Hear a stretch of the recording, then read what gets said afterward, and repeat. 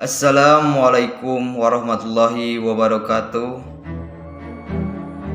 Kembali lagi di video cerita horor Mipu Bak yang keempat ini.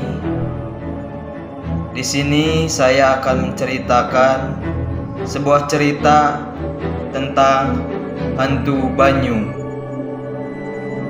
Tanpa berlama-lama, langsung saja ini dia ceritanya. Selamat mendengarkan. Welcome.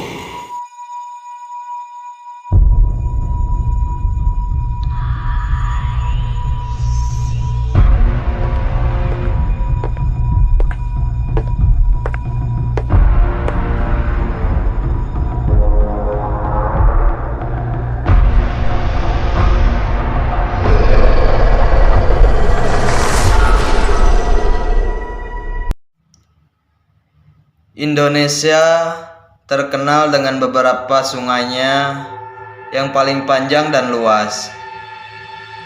Beberapa di antaranya bahkan menjadi sebuah ikon di daerah tersebut.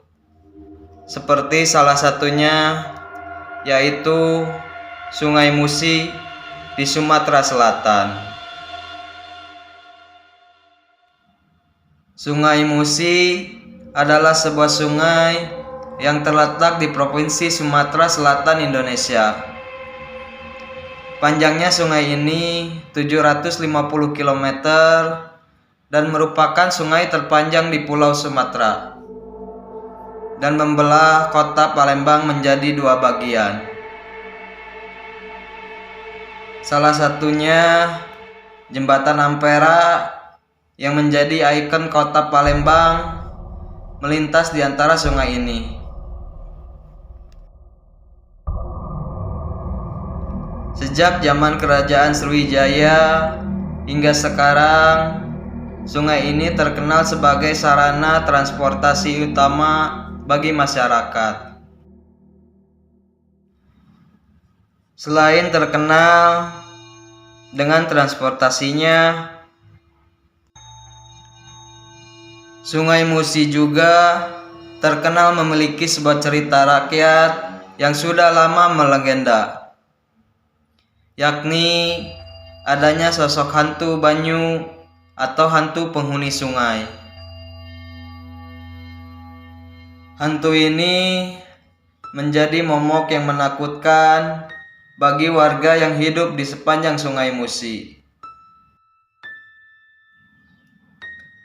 Bukan hanya anak-anak, namun orang dewasa.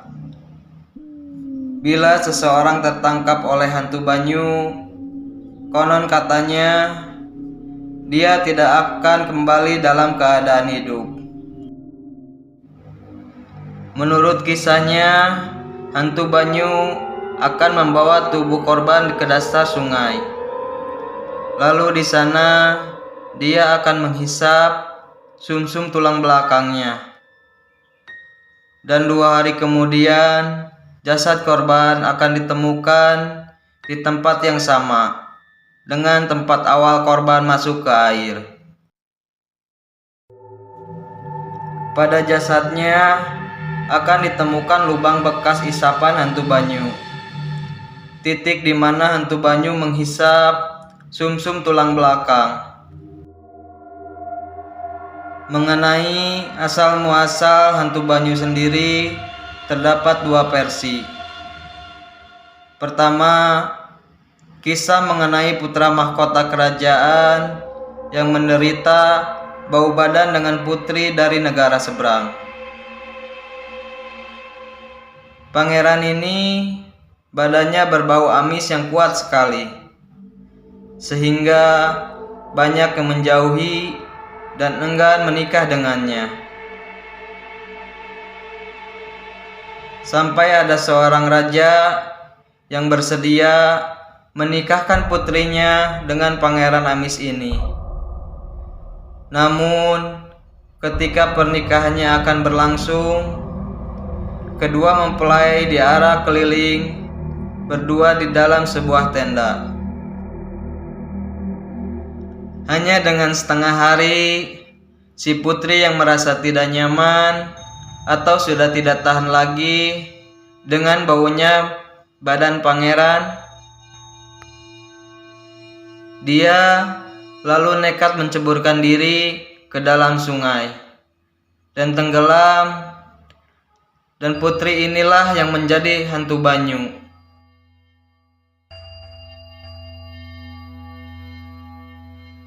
Sementara dalam versi lain, ada seorang perempuan muda yang sangat menyukai air pasang. Bila air sudah tinggi, dia akan diam-diam berenang, sehingga membuat marah orang tuanya.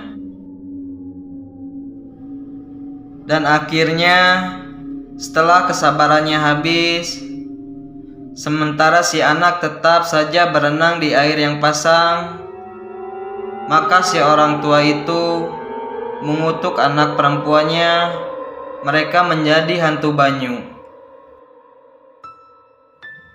Hantu banyu kerap menampakkan diri, terutama di perahu-perahu yang terlambat di Sungai Musi dan jembatan kayu dari rumah rakit ke permukaan air. Dan inilah ciri-ciri suatu tempat yang telah didatangi oleh hantu banyu adalah munculnya cairan lendir misterius. Ciri-ciri kedatangan hantu banyu lainnya adalah pada saat air pasang sedang mengalir, muncullah pusaran air. Pusaran itulah yang disebut sebagai istananya hantu banyu. Beberapa orang pun yang mengaku pernah melihat hantu banyu, bentuknya seperti manusia yang bercampur dengan si amang atau monyet kecil. Mulutnya monyong dengan berbulu panjang dan tebal menghiasi seluruh badannya. Sampai detik ini, tidak sedikit orang yang percaya dengan hantu banyu benar-benar ada.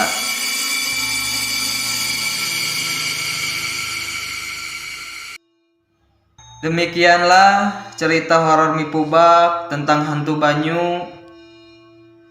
Percaya atau tidak, saya kembalikan lagi kepada diri kalian masing-masing. Semoga dengan cerita horor Mipubak ini kalian suka dan terhibur. Salam ketakutan.